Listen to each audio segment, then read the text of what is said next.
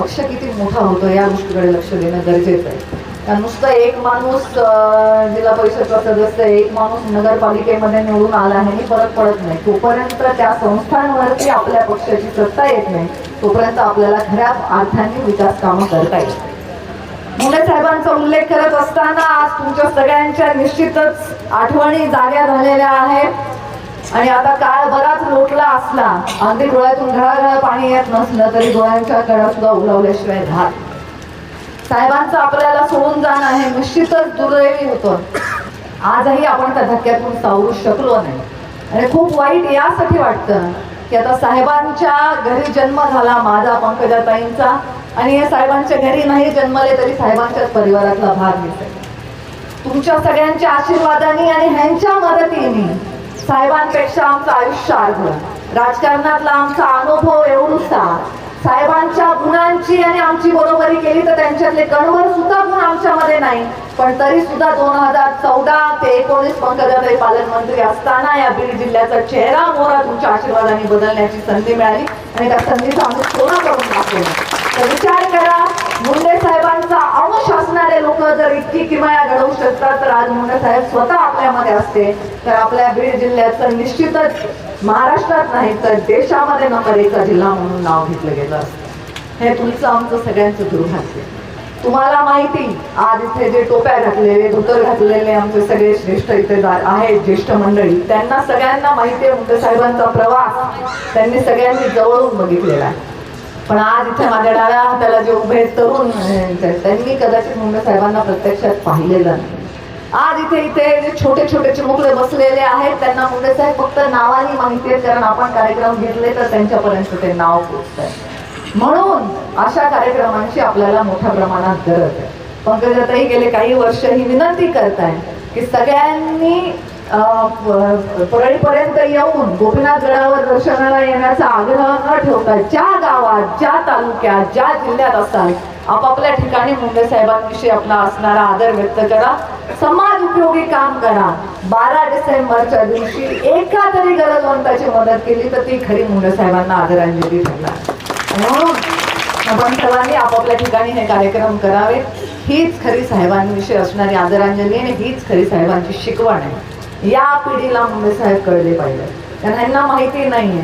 या पिढीला सुद्धा कळले पाहिजे. तुम्हाला 2014च्या आधीचा बीड माहिती नाही. या पिढीने बघितलेलं आहे की 95 ते 99 जेव्हा मुंडे साहेब उपमुख्यमंत्री होते ते 95च्या आधीचा बीड आठवला तर मला वाटतं त्यांना दुःखाचे अश्रू त्यांच्या डोळ्यातून येतील. साहेब उपमुख्यमंत्री झाल्यावर बीड शहरात, बीड जिल्ह्यामध्ये राज्य महामार्ग काय असतो, नॅशनल हायवे काय असतो याची ओळख मुंडे साहेबांमुळे या जिल्ह्याला झाली. साठवण तलाव म्हणू नका, धरणाचे कामं म्हणू नका, जे तुम्ही कुठल्याही विभागाचं तुम्ही नाव घ्याल त्या सगळ्या विभागांमध्ये काम मोठं उभं करून ऊस तोडणाऱ्यांचा जिल्हा म्हणून ओळखला जाणाऱ्या बीड जिल्ह्याला साखर उत्पादक शेतकऱ्यांच्या जिल्ह्याचं नाव साहेबांनी मिळवून दिलं. या सगळ्या गोष्टी या पुढच्या पिढीपर्यंत गेल्या पाहिजे आणि ते त्यांच्यापर्यंत पोहोचवणं ही या कार्यक्रमाची रूपरेषा असावी. बाकी प्रचार तर करायचेच आहेत आपल्याला, प्रचाराचे नारळ फोडायचे, गुलालही उधळायचं आहे.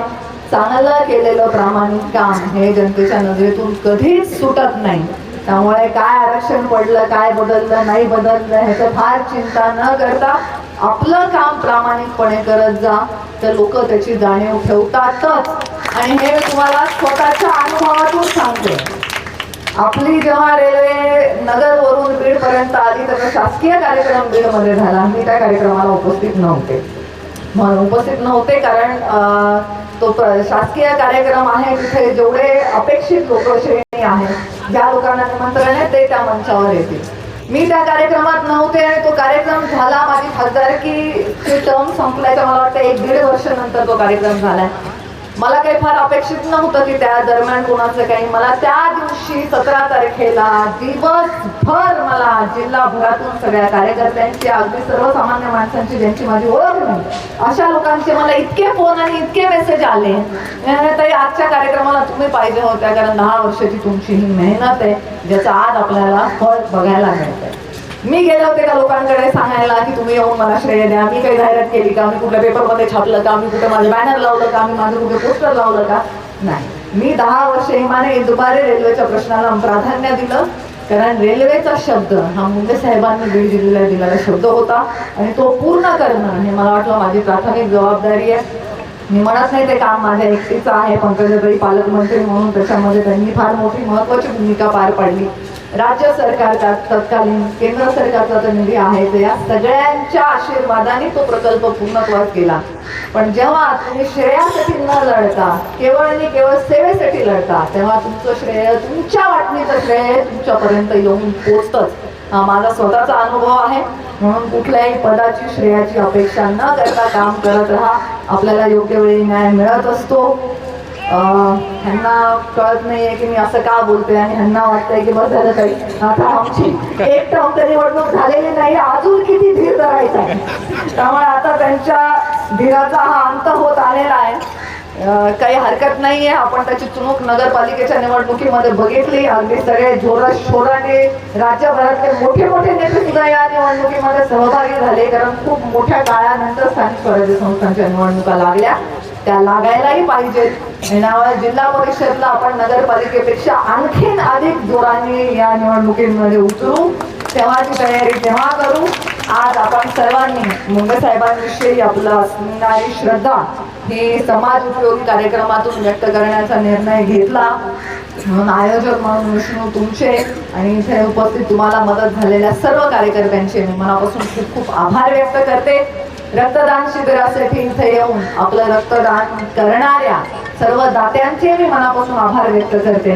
कारण हे जगातलं एक महत्त्वाचं पुण्यकर्म आहे. आपल्या धर्मामध्ये कन्यादानाला फार महत्त्व आहे.